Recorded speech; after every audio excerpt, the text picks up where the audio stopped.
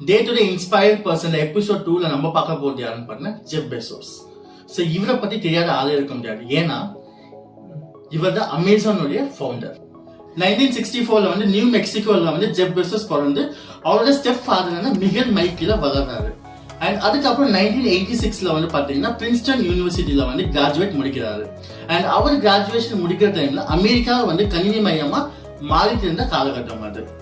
அமெரிக்காவுடைய வர்த்தக மையமா இருக்கக்கூடிய வால் ஸ்ட்ரீட்ல வந்து நிறைய கம்பெனில ஒர்க் பண்ண ஸ்டார்ட் பண்றாரு.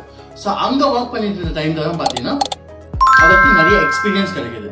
கம்பெனி எப்படி ஸ்டார்ட் பண்ணும், ஒரு ப்ராடக்ட் எப்படி செல் பண்ணும், ஒரு மார்க்கெட்டிங் ஸ்ட்ராட்டஜிஸ், எல்லா விதமான விஷயத்தையும் அங்க கத்துக்கிறாரு. 90sல அமெரிக்கர்கள் ஆன்லைன் சர்வீஸ் யூஸ் பண்ண ஸ்டார்ட் பண்ணியிருந்தாங்க. ஜெஃப் அவர்களுக்கு ஒரு ஐடியா வந்துச்சு, ஒரு ரிசர்ச் ஸ்டார்ட் பண்றாரு.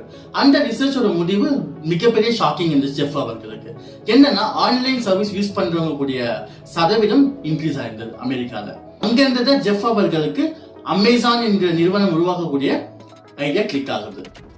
ஸோ இந்த ஐடியாவை அவரோட ஃப்ரெண்ட்ஸ் அண்ட் ஃபேமிலி, அவரோட கொலீக்ஸ் எல்லாருக்கும் ஷேர் பண்றாரு. எல்லாருமே ஆரம்பத்தில் அவரை பார்த்து சிரிச்சாங்க, கிண்டல் பண்ணாங்க, நிறைய பேர் அவருக்கு அட்வைஸ் பண்ணாங்க. இதெல்லாம் ஒர்க் அவுட் ஆகுது.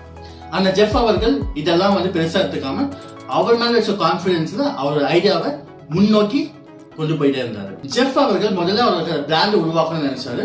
அப்படி அவருக்கு வந்த யோசனை தான் அமெரிக்காவில் இருக்கக்கூடிய மிகப்பெரிய நதியான பேர் தான் அமேசான்.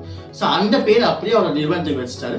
அண்ட் அந்த லோகோல பாத்தீங்கன்னா தெரியும், A to Z ஒரு அம்புக்குறி இட்டு காட்டியிருப்பாரு. என்னன்னா அதுக்கான அர்த்தம் A to Z பொருட்கள் அவரோட நிறுவனத்துல கிடைக்கும்ன்றதுதான் அதுக்கான குறியீடு. கம்பெனி ஸ்டார்ட் பண்ண முடிவு பண்ண ஜெஃப் அவர்கள் அவரோட வீட்டோட கேரேஜ் அதை ஸ்டார்ட் பண்ணாரு.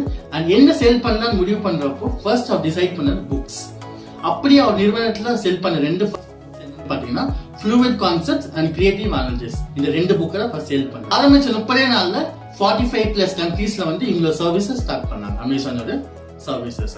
94ல ஸ்டார்ட் பண்ண அமேசான் கம்பெனி 2 monthsலயே வீக்லி 6 lakh ரெவன்யூ ஜெனரேட் பண்ற கம்பெனியா மாறிச்சு. 110 அமேசான் யூசர்ஸ் இருக்காங்க வேர்ல்டு வைட். அதுல 100 million யூசர்ஸ் இந்தியால இருக்காங்க. ஸோ 3ல 1 பங்கு இந்தியன் யூசர்ஸ்.